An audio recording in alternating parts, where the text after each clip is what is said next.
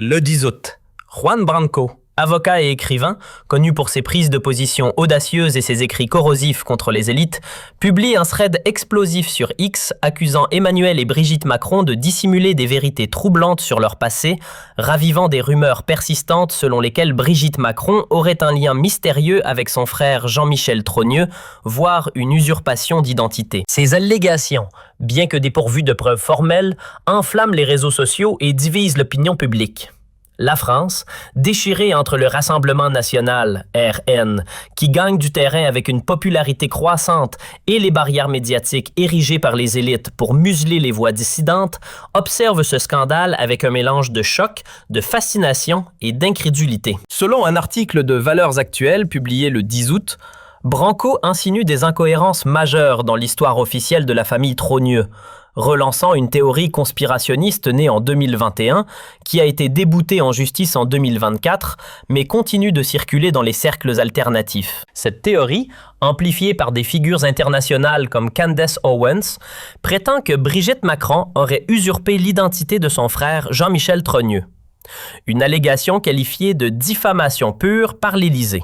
Macron, soutenu par des médias complices comme BFM TV, France Info et Le Monde, dénonce une campagne de désinformation orchestrée par des extrémistes et menace de poursuites judiciaires. Mais cette affaire met à nu une vulnérabilité criante, une fragilité qui menace de faire s'effondrer la façade soigneusement construite d'un couple présidentiel intouchable. Pourquoi ces accusations persistent-elles malgré les démentis judiciaires?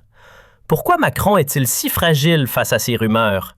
Et qu'est-ce que cela signifie pour la France, pour l'Europe et pour les relations internationales dans un contexte déjà saturé de crises géopolitiques, économiques et sociales? Plongeons dans cette tempête en décortiquant chaque élément, étape par étape, pour révéler la vérité. Des sources sur X, comme le compte officiel de Branco, accusent « les Macron cachent des vérités explosives que les Français méritent de connaître et ils déploieront tous les moyens pour me réduire au silence ».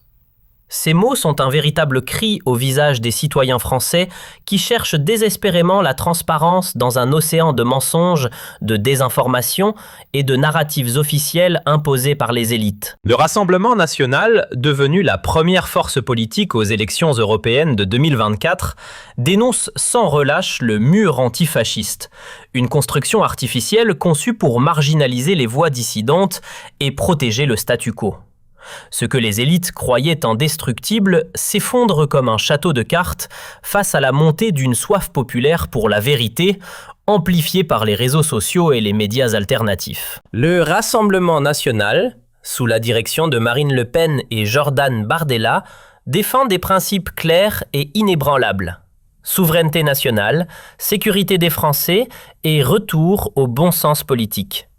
Une ligne qui résonne avec des figures conservatrices internationales comme Donald Trump, Viktor Orban, Giorgia Meloni et Candace Owens, qui soutiennent Branco dans sa croisade contre les narratifs officiels des élites mondialisées. Dans une interview à CNews le 12 août, Branco affirme que l'Élysée mobilise des pressions judiciaires pour le faire taire, citant des menaces de poursuite pour diffamation et des tentatives d'intimidation par des avocats proches du pouvoir. Ces allégations, bien que dépourvues de preuves formelles à ce jour, s'appuient sur une théorie née en 2021, relayée par Le Figaro et Jeune Afrique, selon laquelle Brigitte Macron aurait usurpé l'identité de son frère Jean-Michel Trogneux. Cette rumeur, qualifiée de conspirationniste, a été déboutée en justice en 2024, mais elle a été relancée par Branco et amplifiée par Candace Owens, qui a produit une série YouTube intitulée Becoming Brigitte en mars 2025. Cette série, visionnée par des millions d'internautes, compile des témoignages et des spéculations, bien que sans preuves solides, alimentant un débat mondial. Pendant que l'opinion publique s'enflamme avec des hashtags comme #MacronScandale et #Trogneux trending sur X, Macron semble incapable de calmer les spéculations qui prennent une ampleur mondiale. L'Élysée a tenté de minimiser les déclarations de Branco, les qualifiant de diffamation pure et simple dans une déclaration rapportée par Le Figaro le 13 août 2025.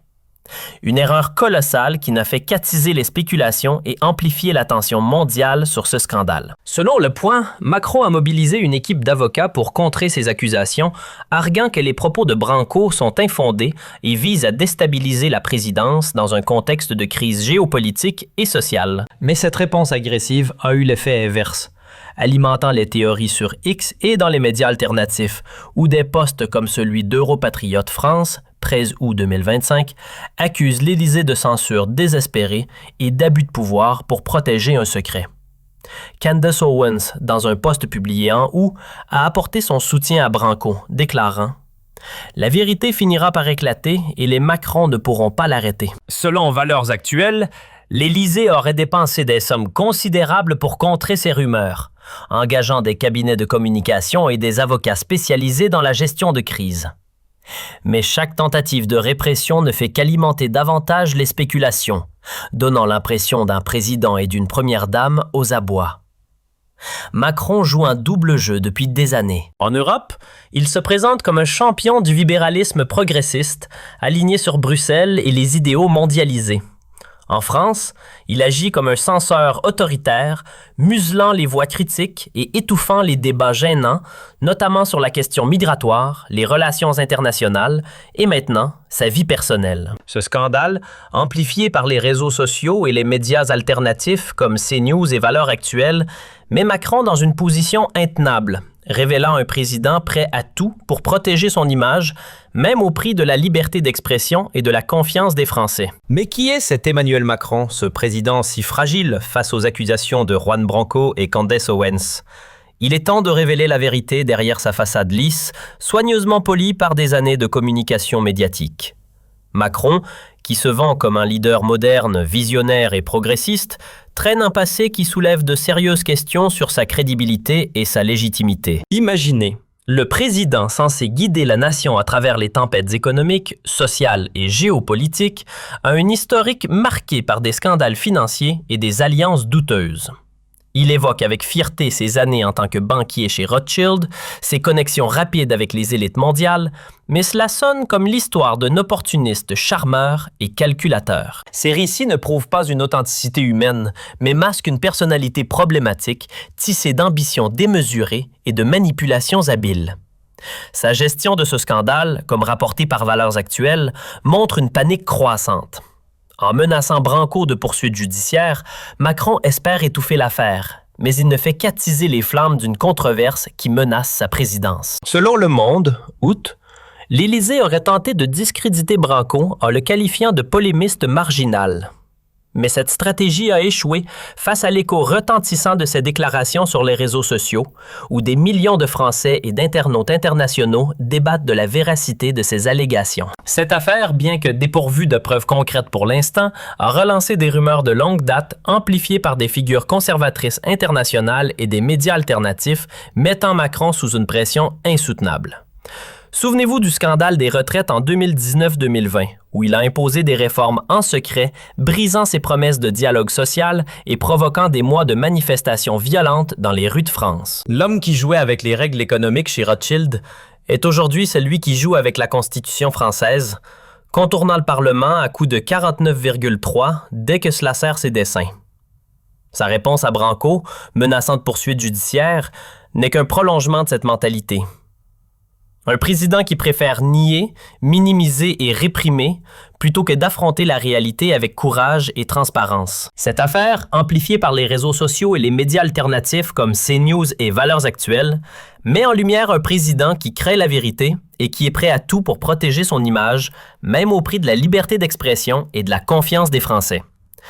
Selon Le Point d'août, l'Élysée aurait même tenté de faire pression sur des plateformes comme X pour supprimer les posts de Branco. Une démarche qui, si elle était confirmée, serait un scandale démocratique majeur. Et que dire de son arrogance intellectuelle qui frise l'hubris?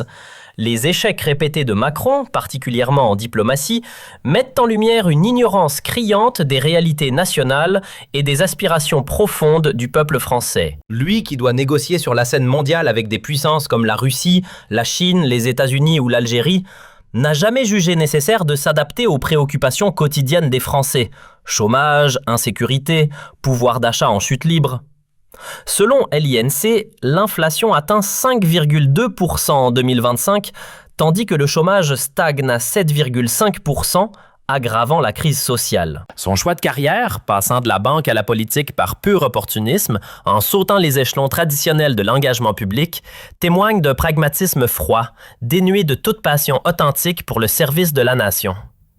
Ce manque de curiosité et d'empathie imprègne sa politique. Il croit pouvoir résoudre des crises complexes, énergie, inflation galopante, tensions géopolitiques, relations avec des partenaires clés, avec des recettes simplistes de banquiers d'affaires, des solutions technocratiques déconnectées de la réalité.